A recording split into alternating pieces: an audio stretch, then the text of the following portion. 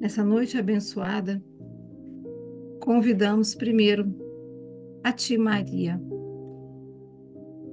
a Senhora que já adentrou os nossos lares, embalada por essa canção que nos toca o coração, que nos faz lembrar que somos filhos. Toma-nos pela mão, como fizeste com Teu Filho Jesus, e nos ensina a passar pelos caminhos da vida, como a Senhora fez com ele, de cabeça erguida, fortes, determinados, seguros e certos de que a mão que nos segura é a mão que nos protege, é a mão que nos ergue quando caímos, é a mão que nos afaga quando estamos tristes, é a mão que nos cumprimenta quando fazemos algo de bom. Toma-nos, Maria,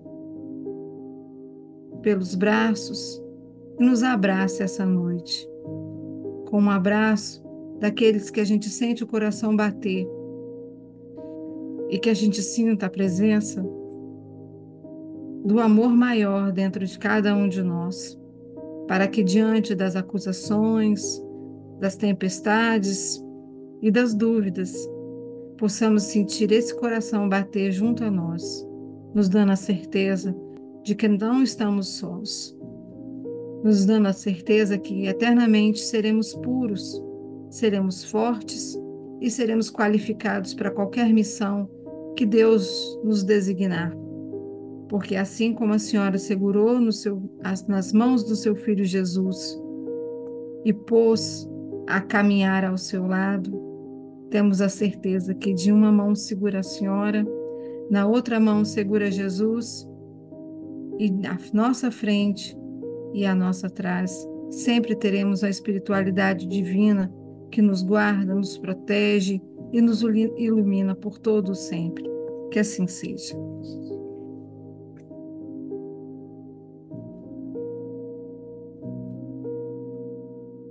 Boa noite a todos, sejam todos bem-vindos. Estamos mais uma vez, né, no nosso cantinho virtual, com alegria hoje, né, como todas as sextas-feiras são alegres.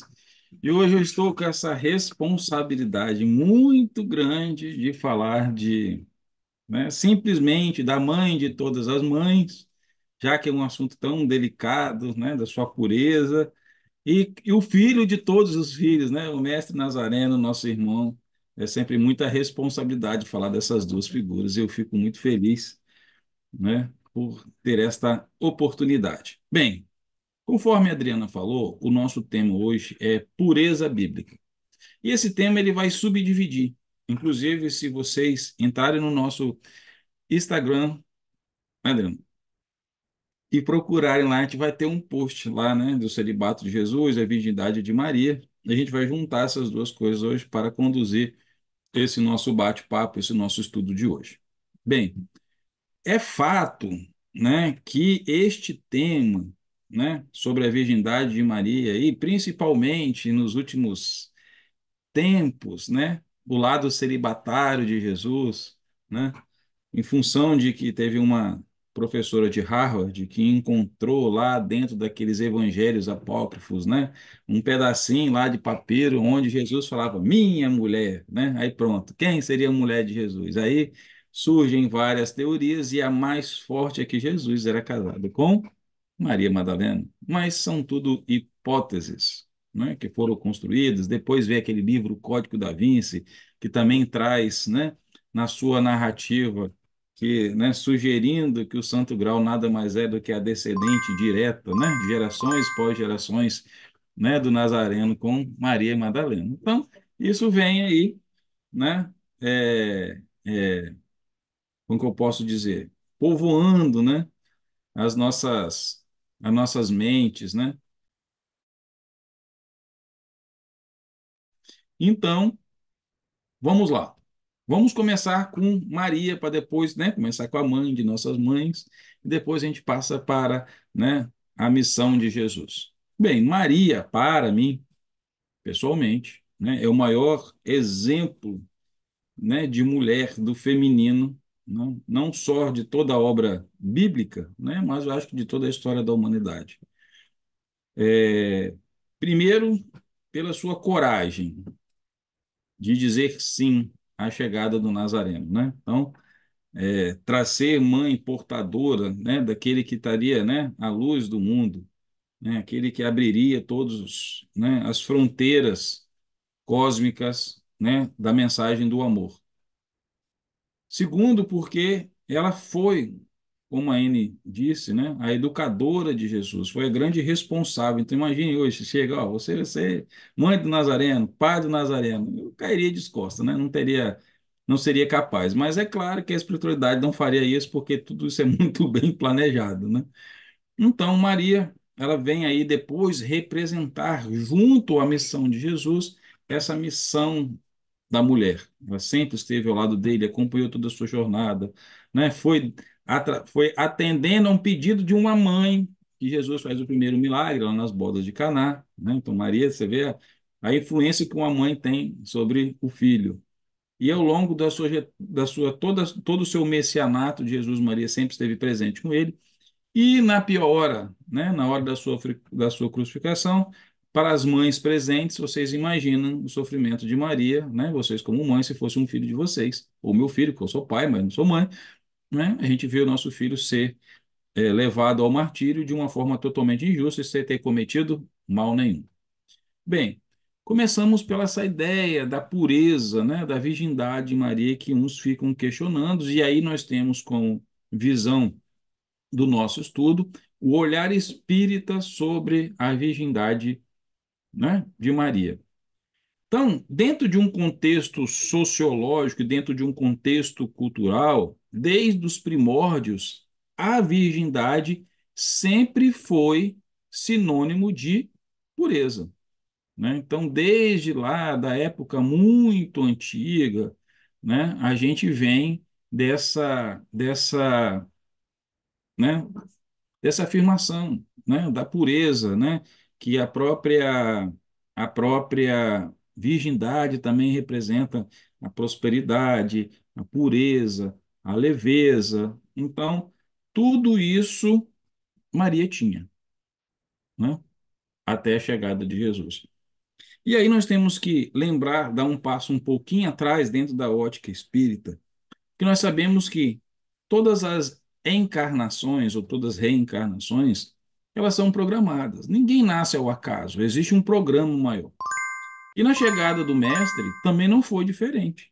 Até porque Jesus era um espírito que estava em um nível muito superior ao nosso nível vibracional no planeta Terra, né? Nós estamos aqui como espíritos em provas e expiações. Jesus já estava em seu estado angélico.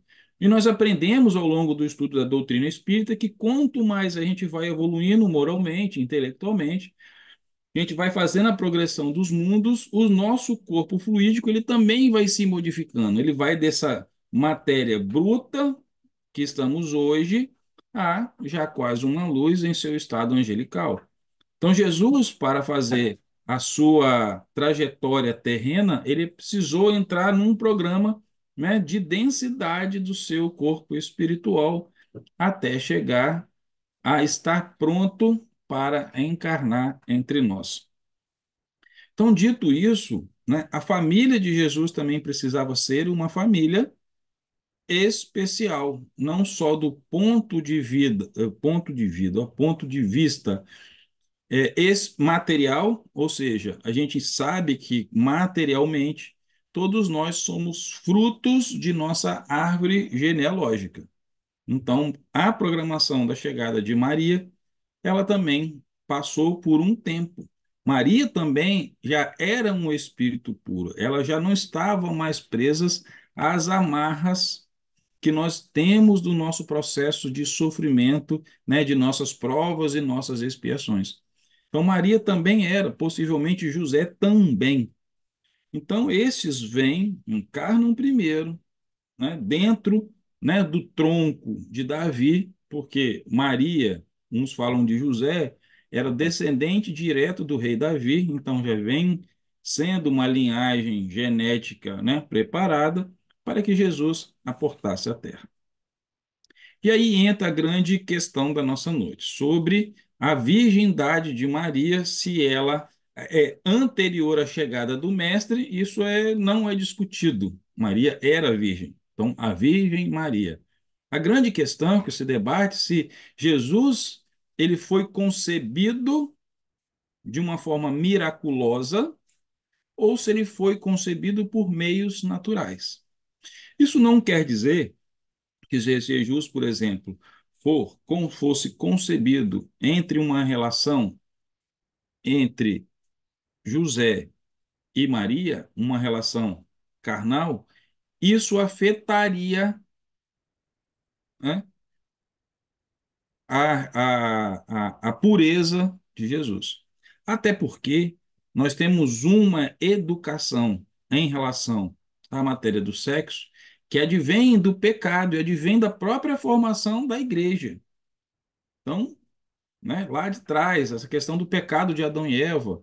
Mas nós sabemos que o sexo, a reprodução humana, é uma lei divina. Se pegarmos o livro dos Espíritos, vai estar lá. A lei da reprodução. Então, se é algo que é divino, também é puro. Então, nada mancharia a chegada do Mestre Jesus se Maria, né, se Jesus fosse realmente filho de José e Maria. Ponto. Isso num contexto espírita, né? Não adiantaria nada. Quando a gente olha, agora onde nós temos informações precisas sobre isso? Nos evangelhos de Mateus, Lucas, nos quatro evangelhos canônicos, todos narram a mesma forma, a forma miraculosa, né, do nascimento de Jesus, onde o Senhor, né, Maria, o Espírito Santo concebe junto com Maria a chegada de a fecundação de Jesus. Existe também um evangélico, o evangelho que é apócrifo de Tiago, onde ele narra toda essa trajetória, né, da concepção e ele termina quando Jesus nasce.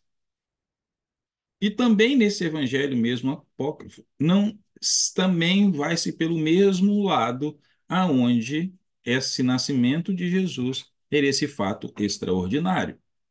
Bem, quando pegamos, né, a codificação básica, é aquela que norteia o nosso estudo da doutrina espírita, nós vemos que existe, né, dentro do estudo o que é maravilhoso, o que é sobrenatural. Então, dentro da doutrina espírita, nós aprendemos que esses milagres ditos nada mais são do que a lei que nós ainda não conhecemos colocada em prática. E que, na verdade, milagre não existe porque seria, né, algo sobrenatural e que iria contra as leis divinas. Bem, dito isso sobre a virgindade e o nascimento de Jesus de fato extraordinário, existe sim algumas obras espíritas que vão dar algumas outras diretrizes, como não, o óvulo era de Maria, mas o espermatozoide foi plasmado pela espiritualidade. Existem obras que falam isso. É possível, dentro do que nós estudamos, a espiritualidade a gente não vê, a gente já estudamos sobre materialização. Era possível? É possível. Mas aí eu sempre me pergunto, já que a doutrina espírita nos leva a fazer questionamento e nos traz sempre a questão de que seria necessário? Qual utilidade disso teria? Já que Jesus poderia ser concebido naturalmente entre José e Maria, por que ela gastar um processo energético, sendo que algo poderia ser feito natural? Então, como isso não é pacificado dentro de dizer assim do estudo espírita em relação aos que os espíritos trouxeram, né, na própria codificação no livro da Gênesis, Kardec, não me lembro claramente qual é em que lugar, mas na Gênesis ele vai lá e aponta que sobre, né, um asteriscozinho, a gravidez de Jesus, este tema seria tratado posteriormente.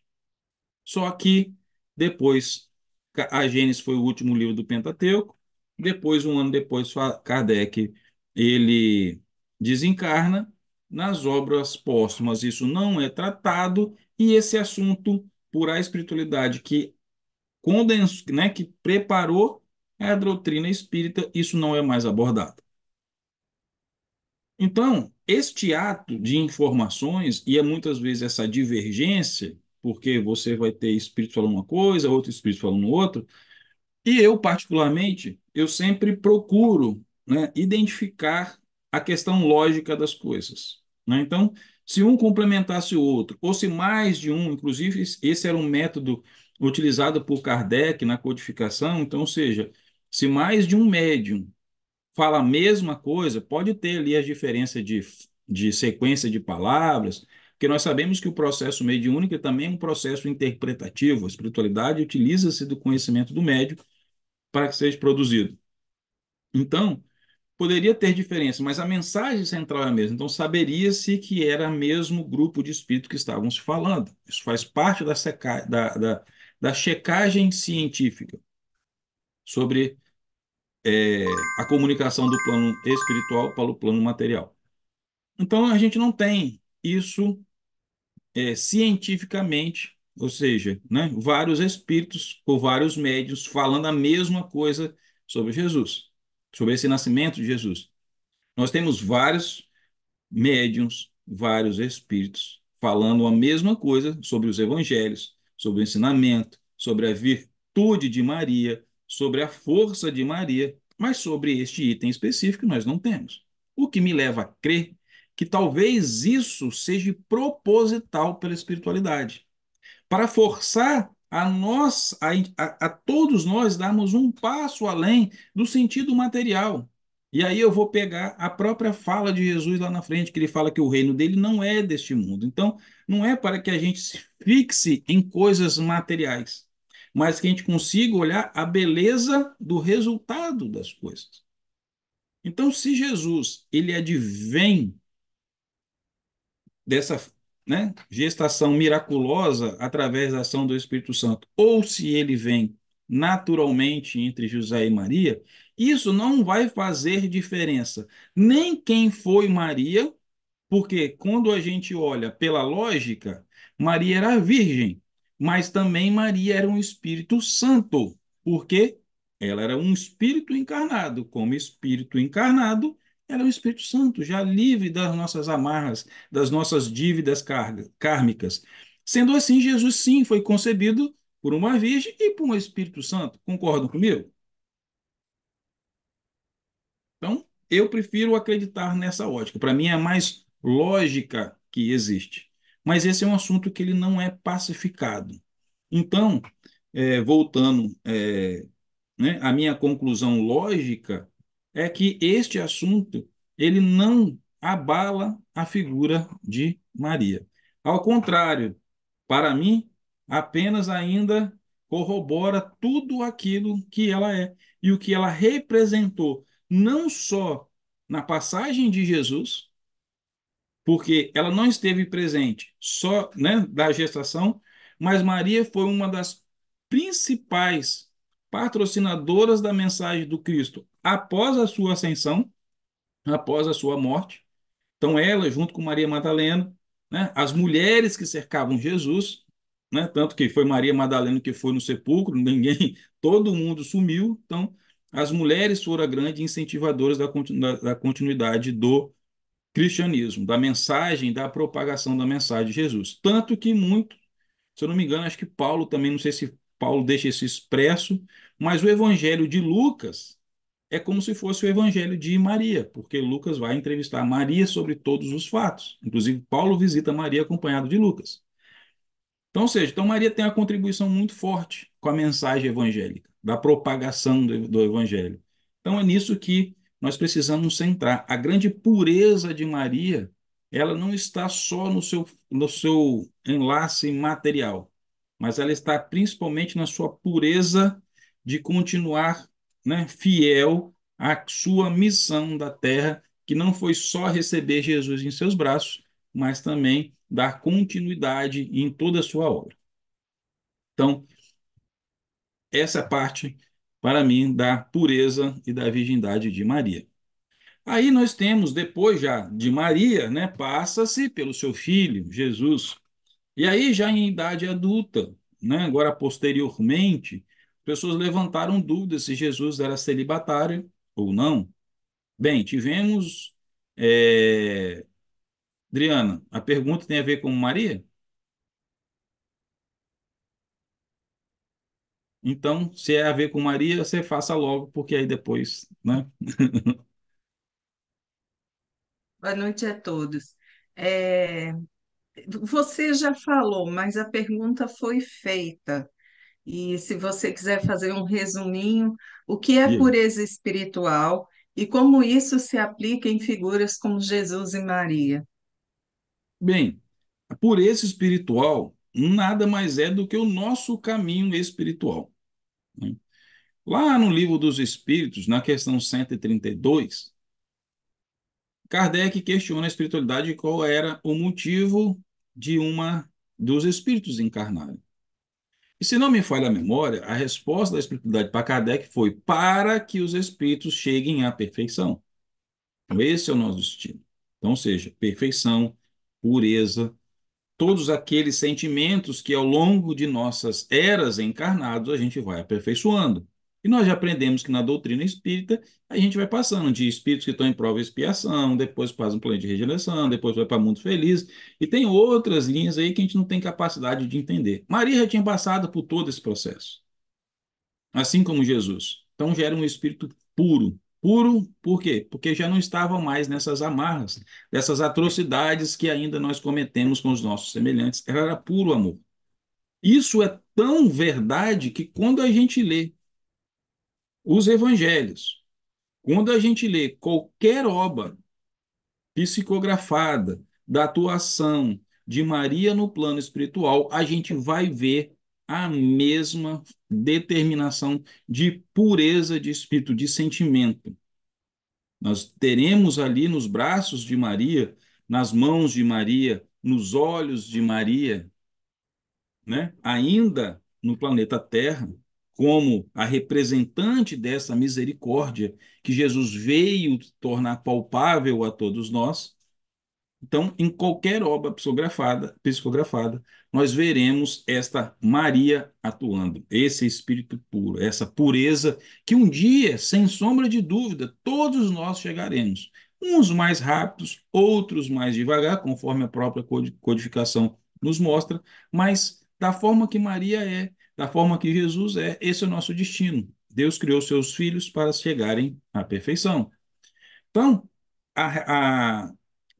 essa pureza, né, de espíritos, não só de Maria, de Jesus, como os outros que já se purificaram, passando pela escola do planeta Terra, ela vem refletir, né, exatamente no comportamento de Maria e a gente vê no comportamento de Jesus. Comportamento esse de amar, amar e amar sem julgar. Esse amor de acolhimento. Tem outra pergunta sobre Maria? Bem, então, continuando, né, a história de Jesus, então, Jesus cresce, né, começa a sua pregação, e aí entra-se esse questionamento se Jesus é casado, se Jesus teve um relacionamento com Maria Madalena ou com qualquer outra mulher, se ele teve filhos, se ele não teve filhos. Bem, o que que a lógica nos mostra? Que os espíritos em missão eles têm um objetivo. Jesus não passou 2000 anos voltando, né, se condensando novamente, energeticamente, para chegar aqui e se desviar da sua missão. Então, conforme a gente entendeu na palestra de celibato que a gente trouxe, né, o celibato ele serve, né, como uma escolha para que a gente possa focar naquilo que é mais importante para a gente. Ah, Léo, mas então quer dizer que uma pessoa que é casada, ela não vai ter o foco que um celibatário poderia ter? Vamos ser práticos. Se eu estou numa vida 100% envolto naquilo, eu estarei mais focado do que se eu estiver dividindo a minha vida com outra pessoa. Porque a outra pessoa precisa também da minha atenção, precisa da minha doação. Se eu tenho filhos, minha atenção ainda vai se dividir, porque eu tenho que dar atenção aos meus filhos, tenho que dar atenção à minha esposa. Então, pela lógica missionária de Jesus, seria lógico acreditarmos que sim, Jesus ele era celibatário. Por quê? Porque ele tinha pouco tempo de existência na Terra. Jesus era como se a gente pegasse a energia do Sol toda e tentar colocar dentro de um copo. Então, ou seja, era uma energia, por ele já ser um espírito muito evoluído, uma energia represada num corpo denso. Então, Jesus, o corpo de Jesus, não o corpo material, não suportaria muito tempo de Jesus. Tanto que Jesus teve que escolher os apóstolos, fazer esse monte de coisa que a gente lê nos evangelhos em apenas 3 anos. Então, teve que formar os seus apóstolos, e a gente consegue ter hoje, de uma forma muito lúdica, baseada sim nos evangelhos, mas quem assiste a série lá Os Escolhidos, hoje está, né, bastante famosa, né, o The Chosen, consegue ver o trabalho que o Nazareno teve para poder formatar esses homens, para deixá-los, né, com o mínimo de conhecimento suficiente para que conseguisse produzir, né, a sua obra depois da sua partida. Eles ficaram sozinhos no mundo sem nada? Não, Jesus continuou dando suporte espiritual, mas já desencarnado. Por quê? Porque o corpo já não conseguia mais, né, suportar, né, tamanha carga, né, energética. Então, desta forma, esse celibato de Jesus, ele traz essa relação de quê? De que ele precisava de se concentrar na sua missão, principalmente em função do quê? Da sua curta visão de Jesus. Né? Então, ou seja, é, nós temos que entender que nesta relação, dessas interpretações, e aí, tanto da virgindade de Maria e da forma de Jesus, que essas passagens que nós temos escrito na Bíblia, né, principalmente sobre a vida de Jesus, nós devemos interpretá-la, e aí por isso que vem a doutrina espírita como o terceiro consolador, para que a gente atualize a forma como a gente possa entender as passagens bíblicas, e não só de uma forma literal. Então, ou seja, quando a gente olha tanto a virgindade como a parte do celibato de Jesus, a gente precisa entender que essa relação não é uma relação imposta pela sociedade ou por uma religião, mas é uma escolha individual do espírito.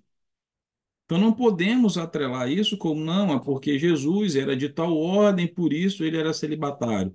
Ah, porque Jesus, não, foi uma escolha dele, de Jesus, para que ele pudesse cumprir a sua missão. Sim, Adriano. Outra pergunta: por que Jesus começou sua obra somente aos 30 anos? Bem, vamos lá. Vamos trazer para o nosso contexto. Para que eu seja um engenheiro, né, eu vou entrar na escola, depois eu vou passar no segundo grau, vou passar num curso técnico ou ensino médio, vou cursar engenharia para depois ser engenheiro. Ponto. Jesus, ele falava que ele não veio derrocar nenhuma lei. Então, ou seja, Jesus, mesmo o espírito excelso que era, também passa pelo próprio véu do esquecimento. Porque se Jesus não tivesse que passar na sua humanidade, e aí na humanidade ia ser como todos nós, então, ou seja, vivenciar todas as experiências, ele já poderia ter só se materializado. E já lá nos 30, né? Não precisa nem 30 anos, podia ter sido antes a missão dele. Então, Jesus, ao longo dessa caminhada toda, assim como Maria o ensinou a falar, a andar, os primeiros conceitos, ensinou a escrever, ele também estudou toda, como todo homem estudava, judeu, toda a sua parte religiosa. Porque Jesus discutia o Torá de igual para igual com os fariseus. com os sacerdotes. Então, quando a gente vai olhando o que tem em volta, porque a gente sempre fala de Jesus, fala que os judeus mataram Jesus, mas Jesus era judeu, então Jesus vivenciou todos os costumes judaicos. Então, a partir daí, ele foi se preparando para vir aquilo que ele veio fazer, que era a reforma moral dos ensinamentos e introduzir a lei do amor. Então, Jesus precisou se preparar para chegar até esse ponto. E nós sabemos que o seu primo João Batista, que quando a gente olha sobre a questão de escolha, a gente fala o celibato de Jesus. João Batista também era celibatário, até onde a gente lê nos textos evangélicos. Por quê? A missão dele era preparar o caminho para Jesus. João Batista começou a semear a chegada do Messias, aquele Messias prometido lá no Antigo Testamento, que o reino estava se aproximando, começou a batizar as pessoas. Então, João Batista veio com essa missão, lógico, que também é amparado por toda essa espiritualidade, porque Jesus também, quando encarnado, e aí nós vemos o processo obsessivo no Novo Testamento, quando Jesus é tentado após o deserto. A gente não vê a cena que o diabo arrasta Jesus, né? Jesus estava com fome, dá pão, leva ele no alto, oferece poder. Isso é o quê? Isso é um processo obsessivo.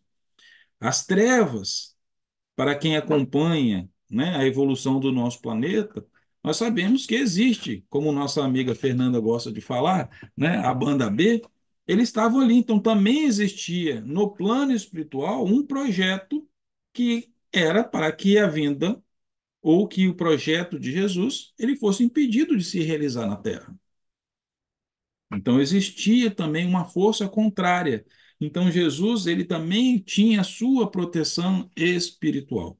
Então ele teve que se preparar de conhecimento. Nós sabemos que uma comunidade, isso está lá no livro dos Espíritos, os essênios eles surgiram um pouquinho antes, acho que foi um século, não me recordo data precisamente, então vou usar o termo um pouquinho antes, se estabeleceram, receberam Jesus para educá-lo naqueles os conhecimentos que ele precisava de ter. E logo depois os essênios eles somem. Então a gente pode entender que foi uma comunidade que recebeu Jesus para a sua educação. Então é por isso que a espiritualidade fala para os médiuns que eles precisam, todos nós precisamos de estudar, porque eles vão utilizar do nosso conhecimento para produzir. E Jesus não foi diferente. Mais uma vez mostra a humildade desse espírito excelso em se tornar aprendiz na terra dos homens. Então, a partir dos 30 anos, ele já está preparado, já está consolidado com tudo aquilo que precisava de fazer para que sim, dali para frente, ele tivesse as condições, né, de escolher os seus apóstolos, de educá-los, né, que na verdade Jesus foi transformando os apóstolos ao longo desses 3 anos. Então ele foi transformando o povo e preparando os apóstolos, transformando o povo. Então foi um intensivo muito grande para homens terrícolas, alguns ainda em seus processos kármicos, e no qual estavam ao lado de Jesus para resgatá-los, também precisavam de ter os seus corações tomados pela misericórdia do Mestre. Adriano? Quantas perguntas nós temos? Porque já são 20 para as 9, só para eu medir. Bastante. Então, serei mais rápido. É, como o Espiritismo interpreta a escolha de Jesus pelo celibato e o que isso simboliza em termos de pureza moral e espiritualidade? Então, o Espiritismo, ele vê de uma forma de uma escolha de Jesus. Ah, Jesus poderia ter chegado e ter escolhido casar com alguém. Isso também alteraria o conteúdo dos seus ensinamentos? De forma nenhuma. E o fato dele casar ou não casar não alteraria o conteúdo dos evangelhos, que nada mais são do que todo o condensado de vários outros avatares que vieram antes de Jesus em outras regiões, né? Na Ásia, na África, no Oriente, mais distante ali dos judeus ali, de onde Jesus nasceu, né? Do Oriente Médio. ele veio. Então, o Evangelho ele é o condensado de tudo aquilo que foi dito antes de Jesus. Então, nada disso iria interferir na sua missão se ele escolhesse casar.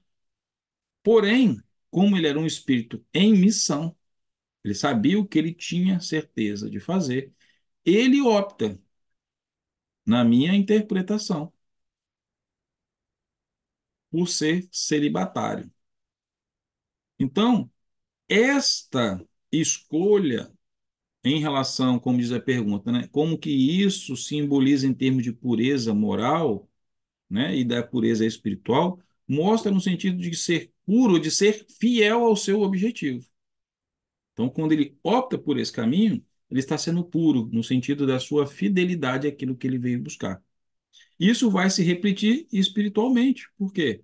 Porque se nós sabemos que o mundo ele não é um mundo material, mas que ele é um mundo espiritual, como a gente aprende na obra basilar do nosso estudo, né? Que nós colhemos no plano espiritual aquilo que nós vivenciamos, o fruto das nossas escolhas, com certeza a escolha de Jesus em ter foco em submissão, ela fim também ela reverbera na sua espiritualidade, na sua vida espiritual. E a espiritualidade como um todo observa aquilo como um modelo a ser seguido, um modelo de determinação, um modelo de foco, um modelo de doação de Jesus por todos os seus. Próximo. Nós temos 7 perguntas com esta que eu vou fazer agora, mas eu vou. Algumas têm a ver com o que você está falando, por isso que eu estou fazendo. Outras eu vou deixar você falar alguma coisa antes de eu fazê-las, tá? Se a virgindade de Maria e o celibato de Jesus são vistos como sacrifícios, que mensagem isso passa sobre a relação entre espiritualidade e renúncia? O sacrifício é realmente necessário para alcançar uma vida espiritual elevada? Eu vou colocar no chat, tá? Para Tá, você. senão eu vou me perder. Bem, É, certa vez, logo quando eu entrei na fraternidade, ah, quando eu comecei e ainda estou na minha fase de estágio como, como, né, palestrante, o nosso saudoso Joel, uma vez me falou que na fraternidade tinha, né, sempre aparecia um espírito para dar palestra, de nome, a mim agora eu esqueci o nome, deixa eu lembrar. Grande, talvez você me lembre, ou ele vai puxar a minha orelha depois. Malaquias, lembrei, acho que ele soprou lá do além. Malaquias. Ah, o Malaquias é um pastor evangélico. E aí um dia eu estava me preparando para uma palestra da sexta-feira, mas nessa época era uma palestra sexta-feira fisicamente na fraternidade.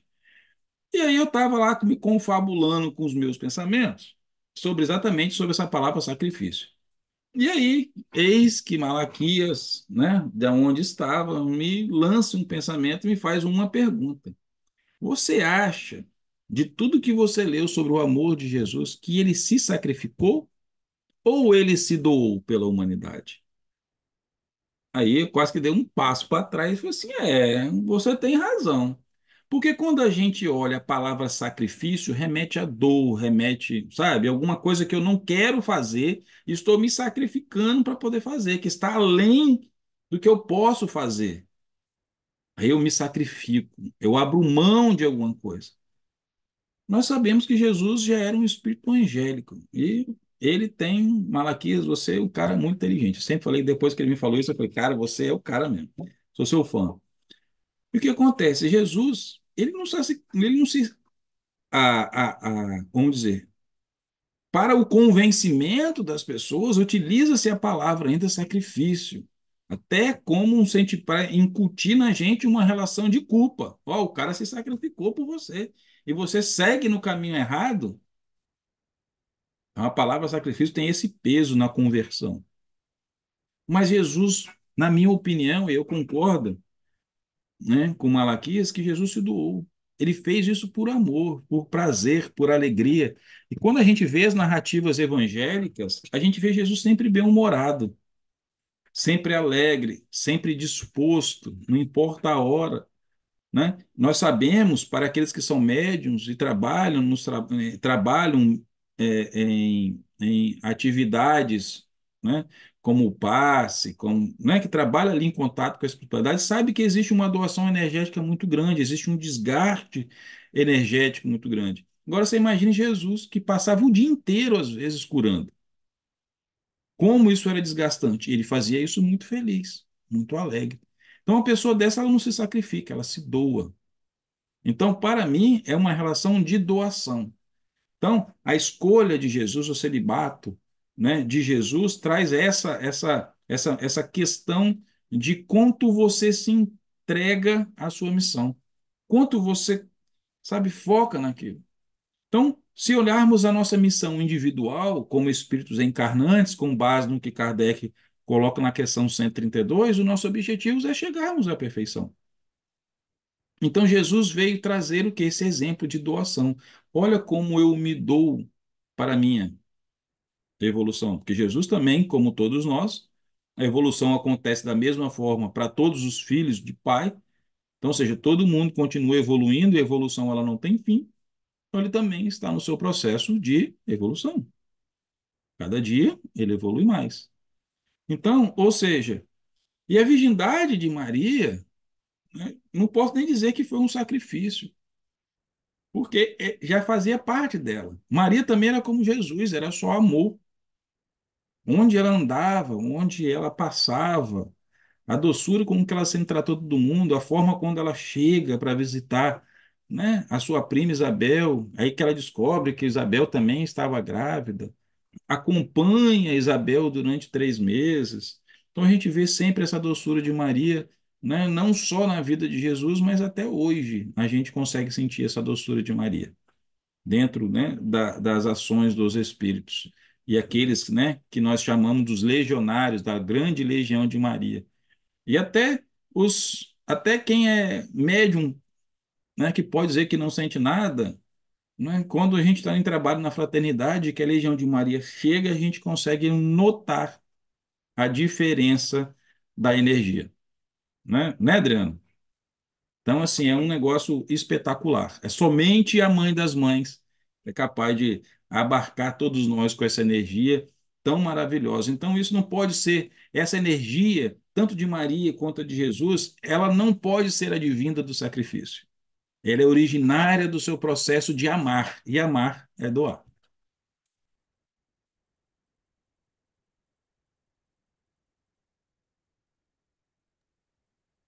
É, vamos trocar então essa palavra sacrifício por doação, tá bom? Tá bom. Ah, a ideia de que a virgindade de Maria foi um sacrifício, doação, necessário para seu papel como mãe de Jesus, não reforça a noção de que a sexualidade é algo incompatível com a santidade? Como o Espiritismo justifica essa visão sem cair em uma visão repressiva da sexualidade? Acho que isso aí veio lá daquela, quando eu entrei nesse assunto lá atrás, né? E agora volta de novo. E o que que acontece? Vamos lá.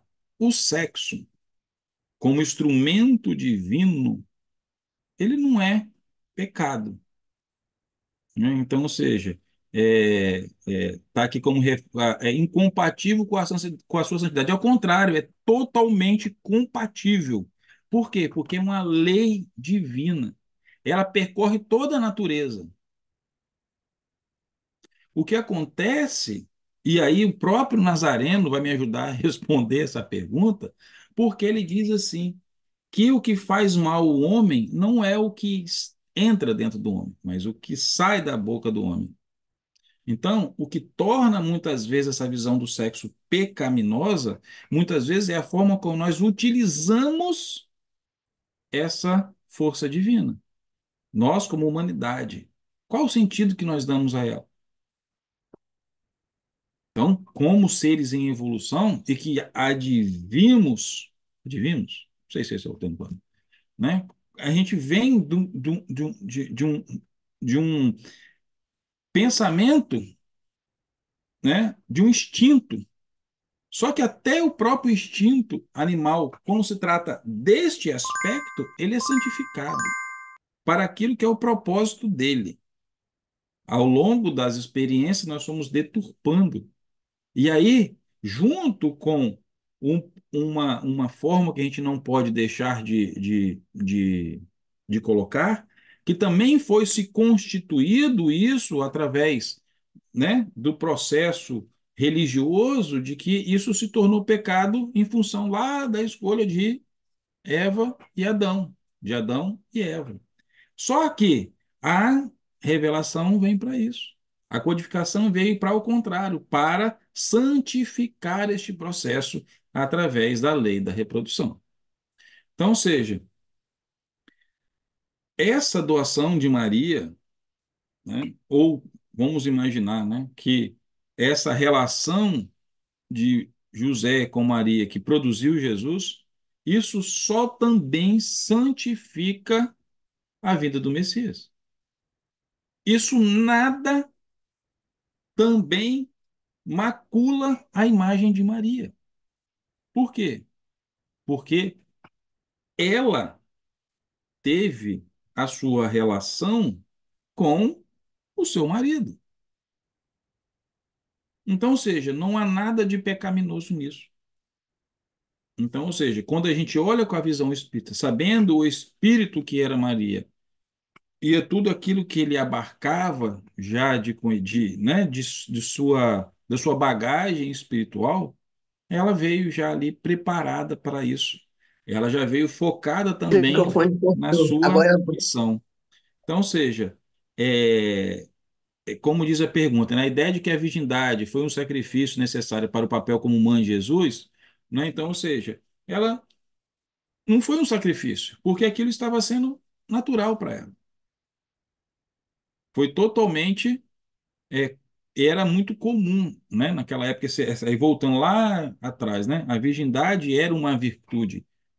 As moças se casavam virgens. Então, Maria, ela estava cumprindo ali o seu papel.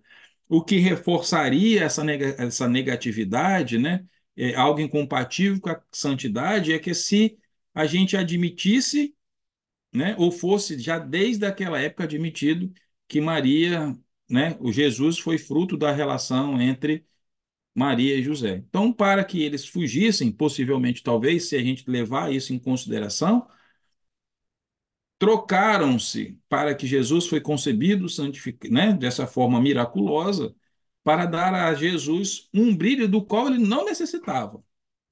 Só a sua obra fala por si. Então, dessa forma, né, essa visão, como diz, né, como o Espiritismo justifica essa visão sem cair nessa repressiva, é dessa forma. É entender que a sexualidade, ela é divina. Está lá garantida, é uma das leis de Deus, e é uma forma que os espíritos precisam para chegar à Terra, sendo Jesus ou sendo nós.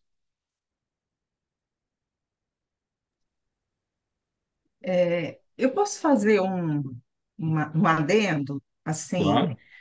dentro do contexto que você falou, né, que você falou que Maria era esposa de José e tudo mais.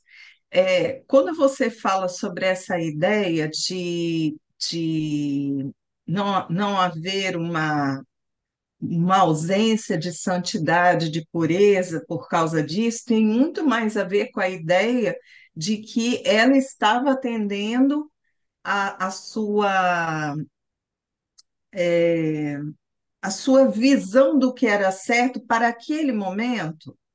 Eu não sei se você vai conseguir entender o que eu quero dizer. Perguntar, porque o que que acontece? Por exemplo, hoje em dia, não, a sociedade ela entende que não há necessidade de você ser casado. Há necessidade, dentro de um contexto moral, de que essas pessoas se amem. Entende a ideia? De que Uhum. você está ali num relacionamento com fidelidade, com amorosidade, né? Então, no caso de Maria, ela era virgem fisicamente falando, e ela também era, entre aspas, virgem pura, né? Cintilante, porque ela estava ali num relacionamento amoroso, respeitoso. É isso que você está querendo nos colocar? Sim, e a gente tem que entender o seguinte: existe sempre o contexto cultural da época, né, que a gente vai vivendo nas eras, né? Então, o contexto cultural daquela época era que a moça ela era dada em casamento virgem, né? Então, ou seja, e também era muito, o casamento acontecia muito mais cedo, né? É, então, não era só o fato dela ser casada. Ah, vamos imaginar assim, vamos abrir um grande parênteses, né? Ah, seria então, vamos passar para um lado pior da situação, né?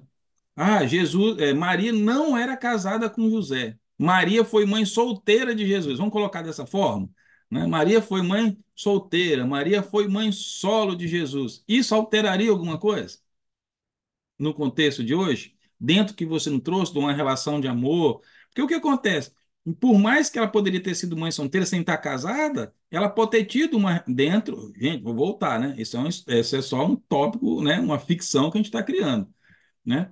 Vamos imaginar, mas Jesus também foi concebido numa relação pode ter sido concebido numa relação de amor entre ela e José.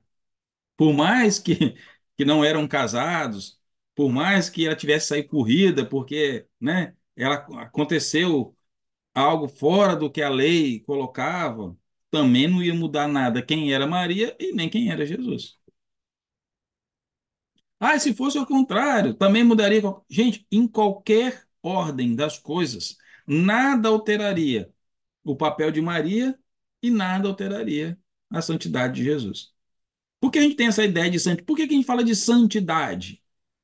E aí, esse é um conceito que ele é muito mais humano do que espiritual. Ah, porque é o santo, é porque o santo não comete erro, que comete aquilo, que não faz aquilo. E a gente fica olhando sempre para a pessoa. E eu acredito fielmente que esse assunto ele não é abordado pela espiritualidade até hoje para que a gente vença a relação da pessoalidade, daquele momento. Por quê? Se a gente olha pela linha espiritual, Maria, ela estava Maria naquela encarnação. Jesus estava Jesus naquela encarnação. Então, se qualquer coisa que acontece com Maria, e aí eu trago essa visão, eu estou trazendo uma visão de julgamento, uma visão somente focada naquele momento. E aí, quando a gente está olhando só o momento, a gente não está vendo o todo.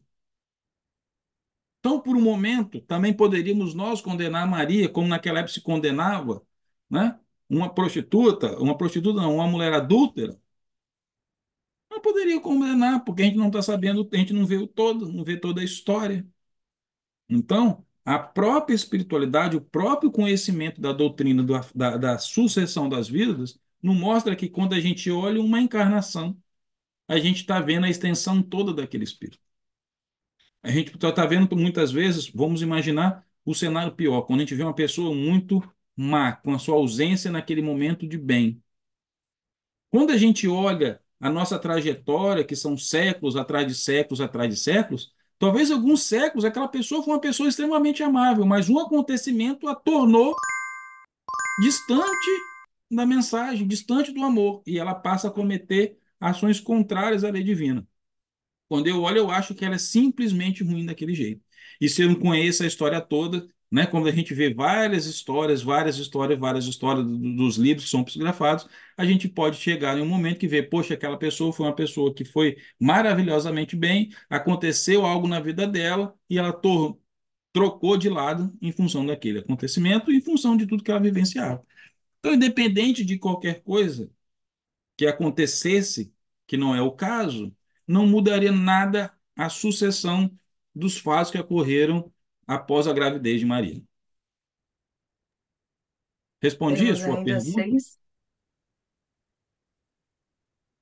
temos ainda seis perguntas, né? Então vamos embora, vamos acelerar Vamos esse lá. negócio aí.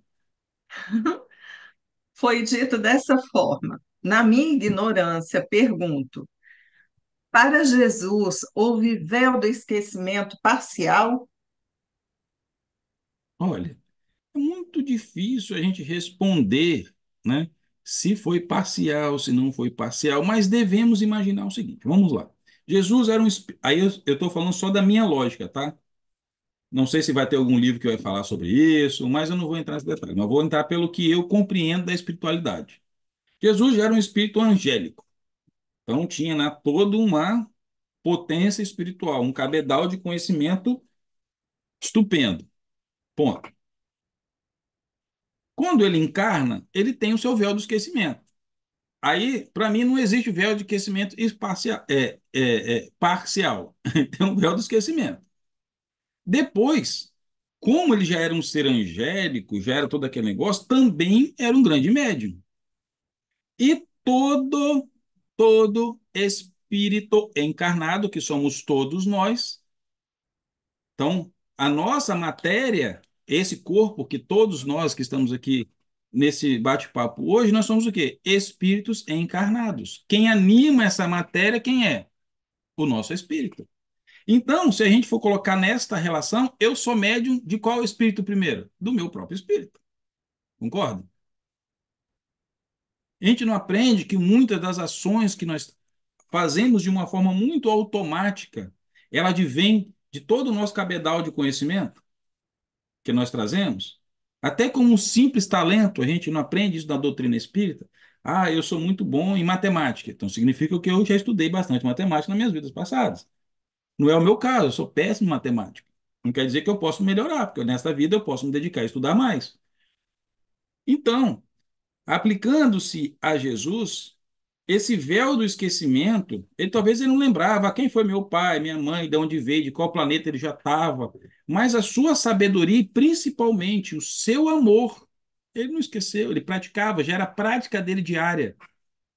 Então, por isso que quando a gente olha qualquer, né, tem um filme muito bacana, chama O Jovem Messias, que trata Jesus criança, vale uma dica se alguém não assistiu, a gente vai ver a doçura de Jesus quando criança. Por quê? Porque fazia parte do espírito dele já. Então ele era sempre amor, porque ele já era amor há muito tempo. Então, por mais que ele esquecesse as coisas, esquecer quem ele verdadeiramente era em suas ações não era possível, porque já era ele, era a manifestação do espírito dele. E também, como grande médium, voltando, ele tinha toda a sua espiritualidade ali, todo esse grupo que proporcionou o sucesso desse programa, que era Jesus encarnar, também o auxiliava. Então, ele também recebia informações do plano espiritual para a sua obra.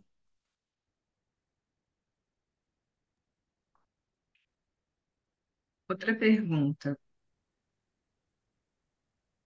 Ai, meu Deus, o que que não vai? Estou tentando mandar para. Ah, foi. O conceito de sacrifício no contexto da virgindade e do celibato não pode ser visto como uma forma de controlar ou limitar a expressão da individualidade e da liberdade? Como o Espiritismo interpreta essa limitação em nome de uma missão espiritual? Good question.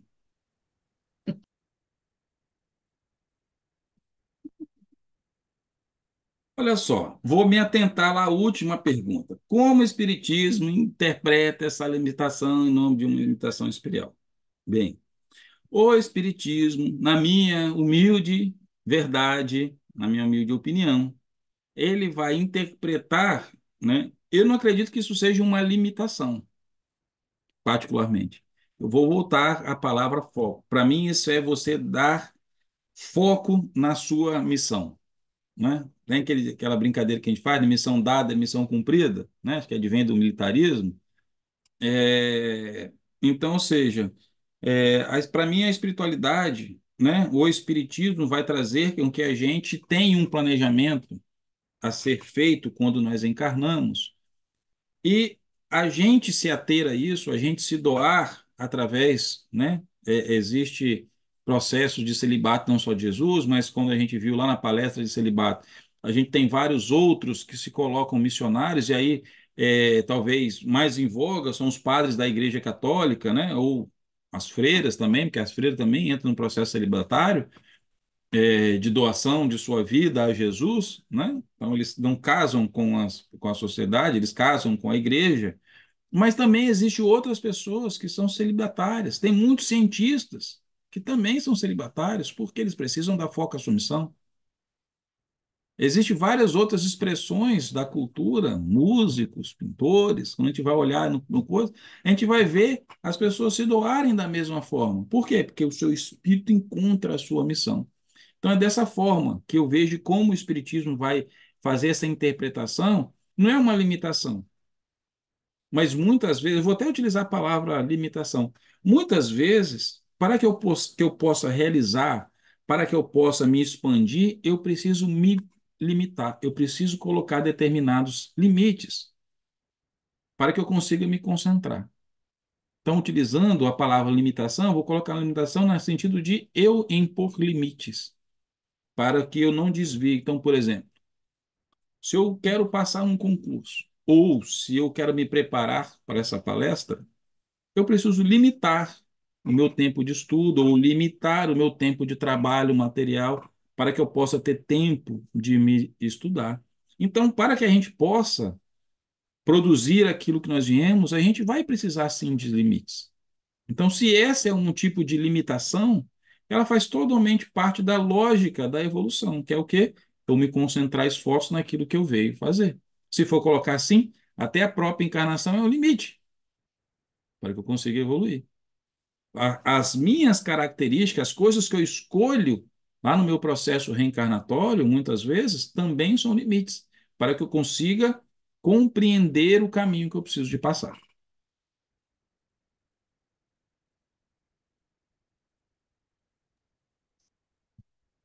Posso perguntar? Sim.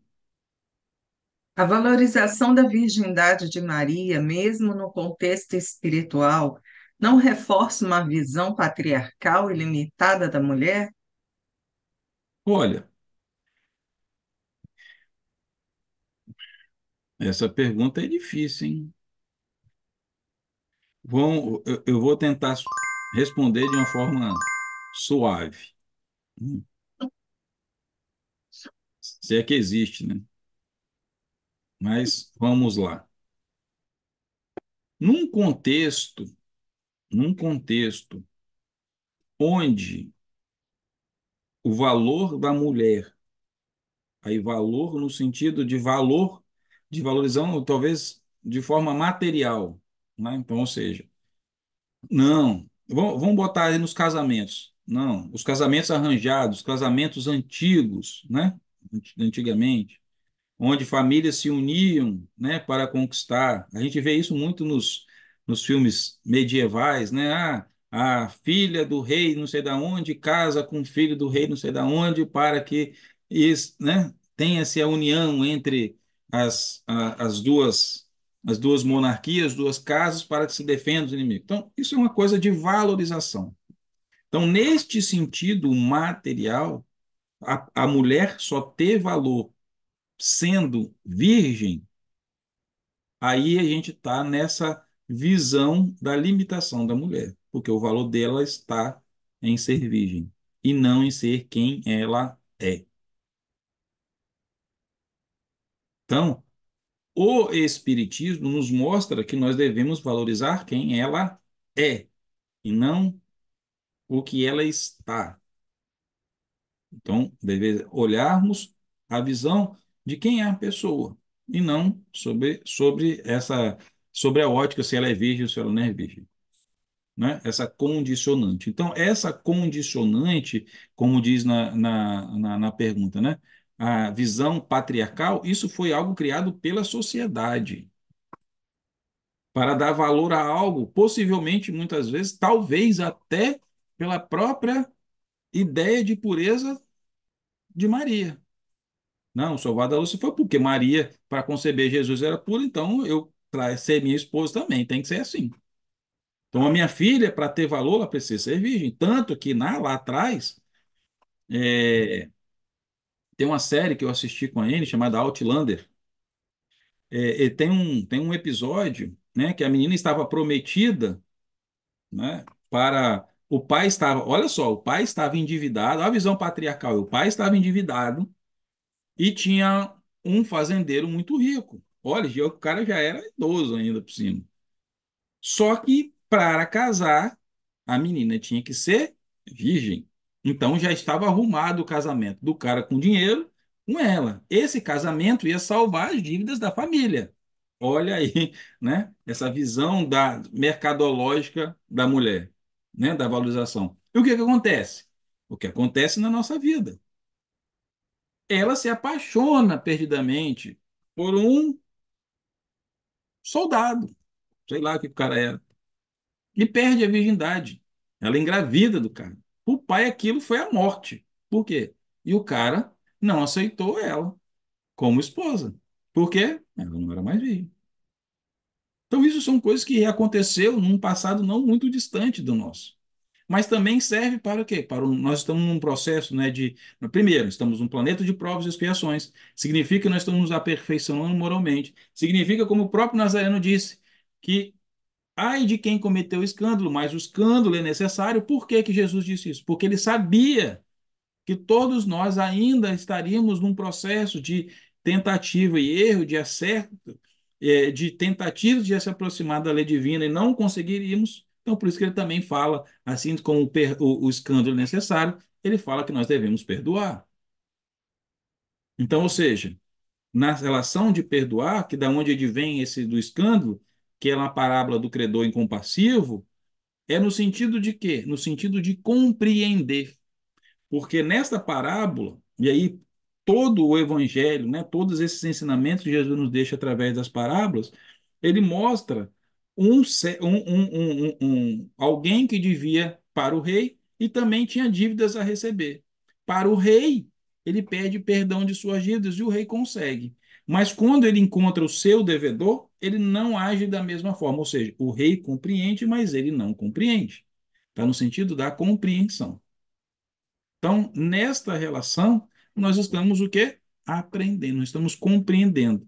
Então, tanto que hoje essa questão ela já não é mais tão imperiosa como era antigamente, porque nós estamos mais começando a olhar mais quem é a pessoa do que os seus aspectos físicos e até além da questão da virgindade, até da própria beleza física. Ok? Temos mais perguntas? Se Jesus é visto como um modelo de amor universal e pureza, o que o Espiritismo diria sobre outras figuras históricas que não seguiram um caminho celibatário, mas que também foram grandes líderes espirituais? Bem, o espírito depois, vamos lá, tá? O que o Espiritismo diria sobre outras figuras históricas que não seguiram um caminho celibatário, mas que também foram grandes líderes espirituais? Ou seja, eles também estavam no seu processo de evolução. Não quer dizer que por eu ter uma esposa, eu ter uma família, eu não posso cumprir a minha missão espiritual.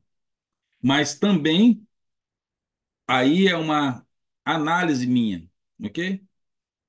Se a gente fosse adentrar na vida particular desses que foram grandes líderes e casados, nós veríamos também uma limitação muito grande da sua convivência com a sua família em função da sua missão. Ele não ia cumprir ser as duas coisas ao mesmo tempo. Uma vai requisitar mais do que outra. Então, ou seja, eu precisava de trazer uma missão como líder religioso? Sim, precisava. Mas também eu precisava de constituir uma família, porque eu precisava de entender o processo de uma família.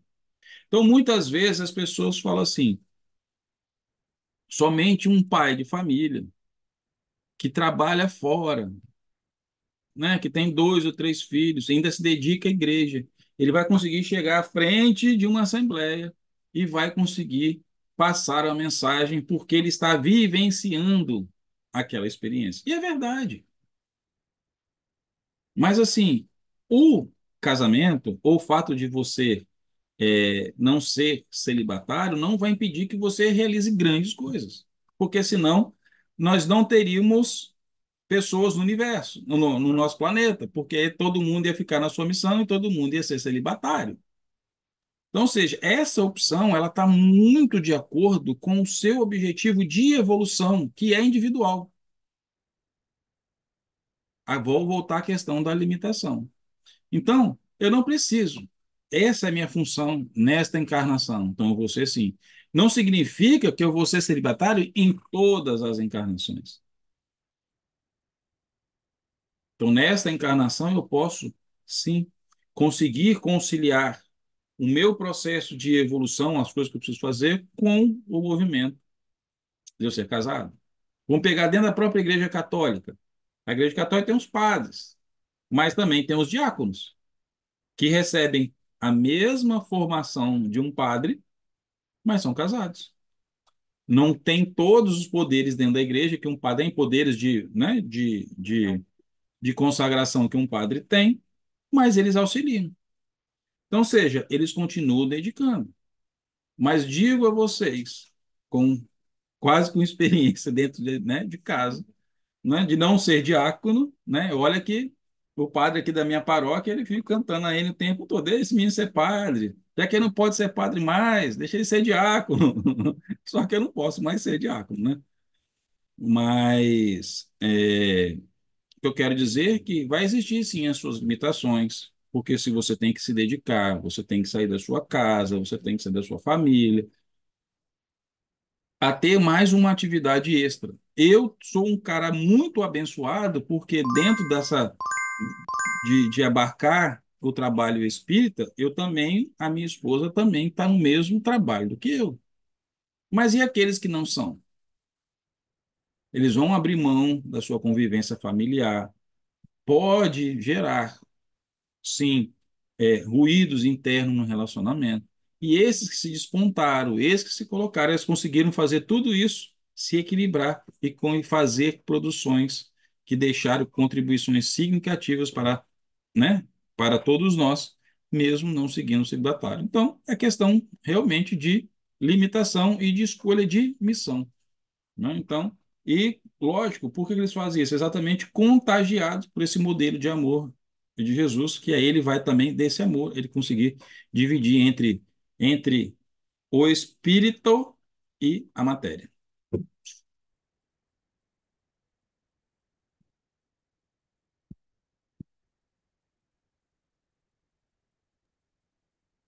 Se a pureza espiritual de Jesus e Maria é frequentemente ligada ao sacrifício de aspectos da vida humana, como o Espiritismo evita transformar essa visão em um ideal inatingível para as pessoas comuns? Muito boa pergunta.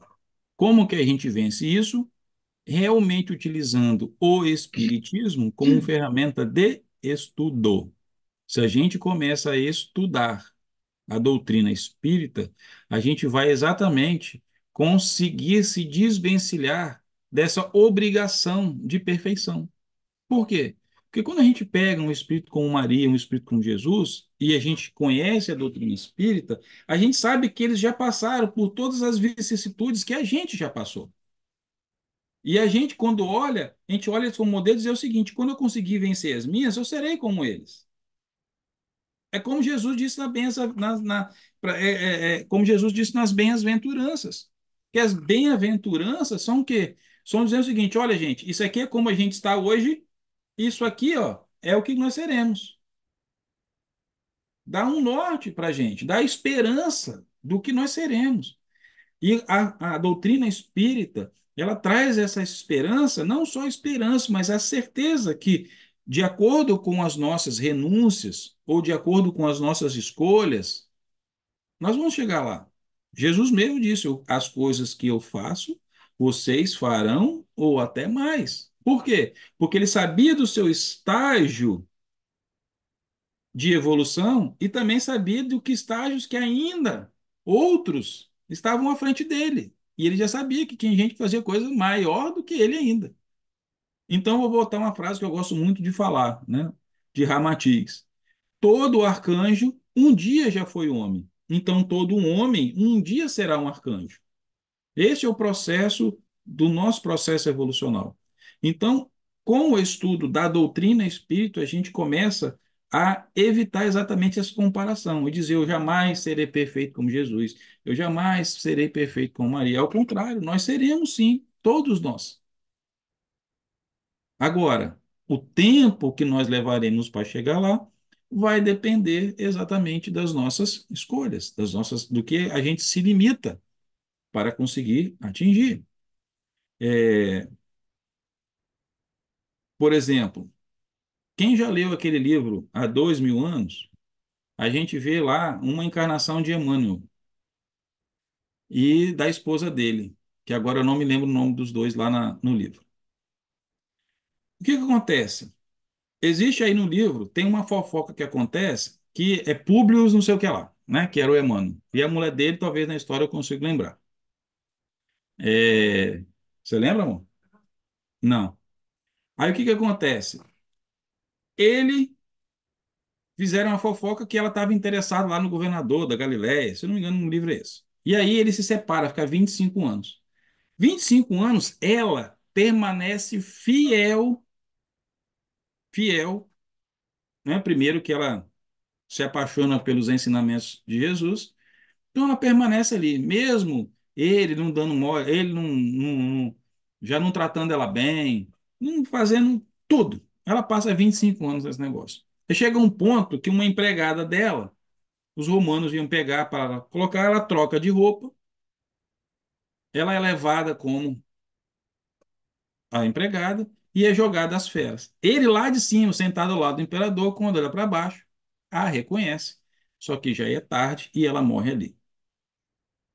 Esses 25 anos de dedicação dela, aí vamos dizer, isso é escolha, né? Ela poderia revidar, poderia botar chifre nele, podia fazer o que quiser, separar, mas ela opta a seguir aquilo que ela acreditava que era o correto. E o que que acontece? Ela, esses 25 anos, Emmanuel encarna várias vezes depois, e dos livros dele, ele de vez em quando fala que ela está numa esfera muito acima dele, que para visitar é meio complicado. Então, ou seja, olha o quanto que Públio Lentulus, e ele está falando aqui que é Lívia, e agora a Lu também colocou que é Lívia. Muito bem, graças a Deus temos aí as nossas assistentes, né? Muito bem, eu tenho aqui meu ponto de apoio aqui. Então, o que que acontece? A gente vê o quanto 25 anos de dedicação fizeram com que Lívia evoluísse e quanto o Emmanuel ficou para trás lá vivendo como Públio Lentulus, né? Então, ou seja, são escolhas. E é exatamente isso. Quando a gente olha essa história, a gente consegue pegar o que está escrito na doutrina espírita, né? Que a espiritualidade diz que uns andarão mais rápidos do que o outro, de acordo com a sua resignificação, com a sua aceitação daquilo que chega né, em nossas vidas. Então, é dessa forma, né, que o Espiritismo, né, traz essa visão das pessoas intangíveis, ao contrário, nos coloca em pé de igualdade de evolução.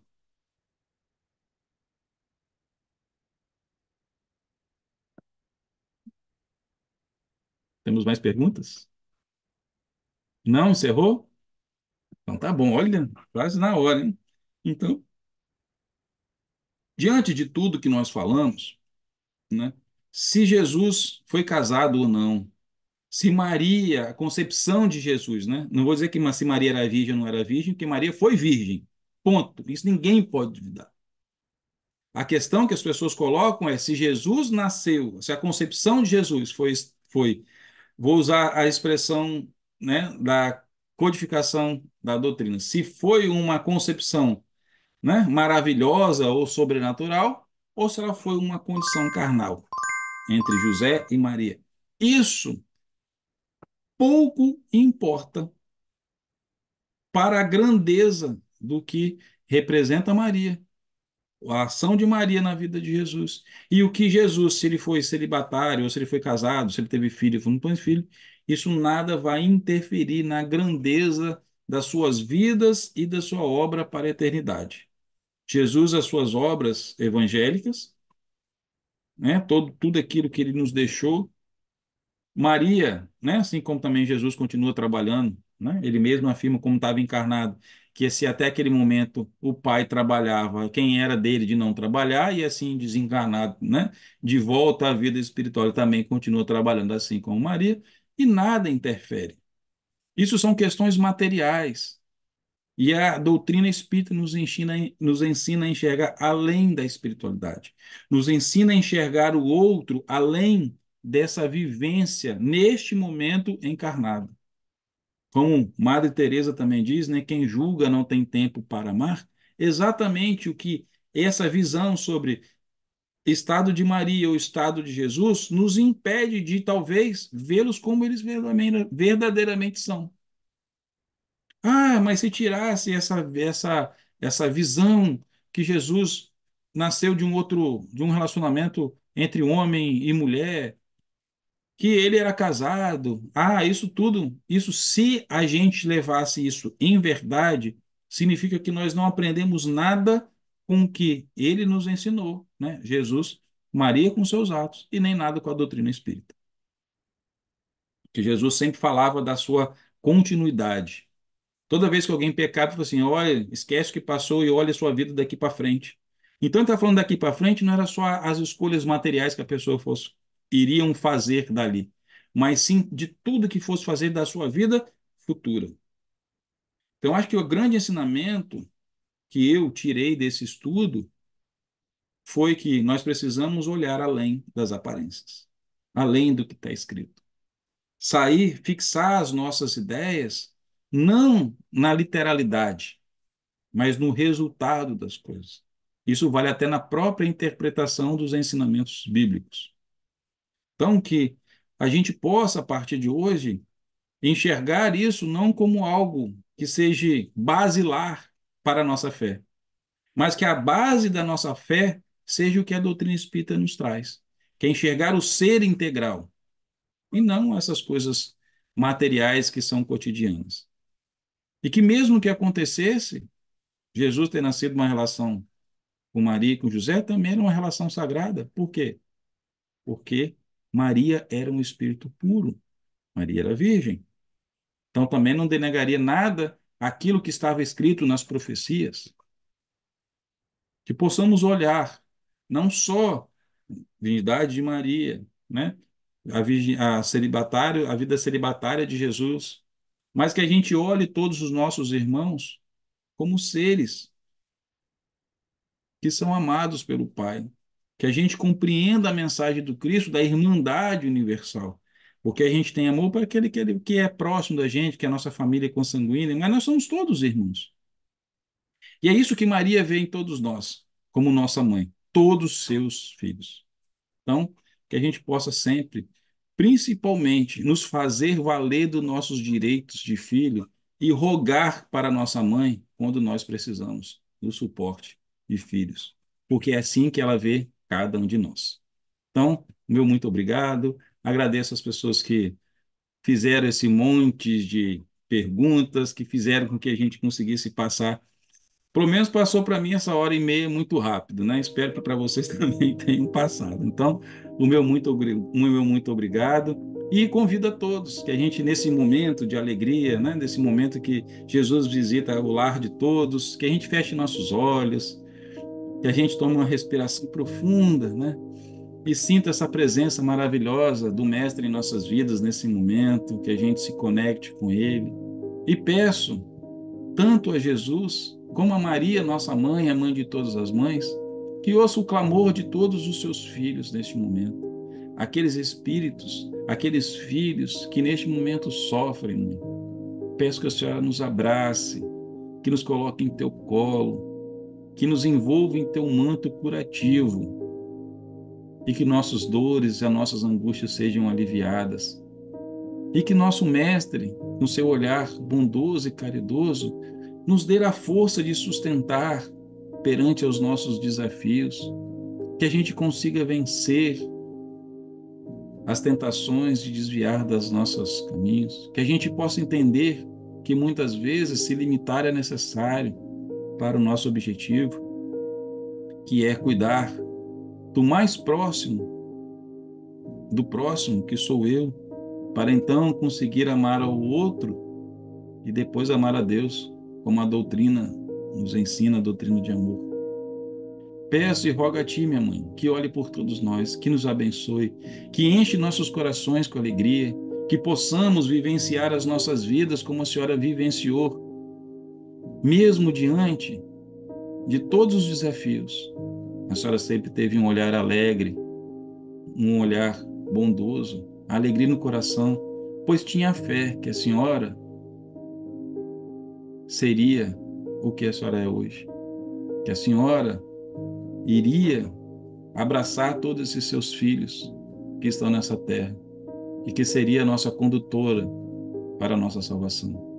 Peço, mãe, a tua bênção, que se expandam a todo este planeta, a todos os lugares, e que possamos nos sentir amados, acolhidos.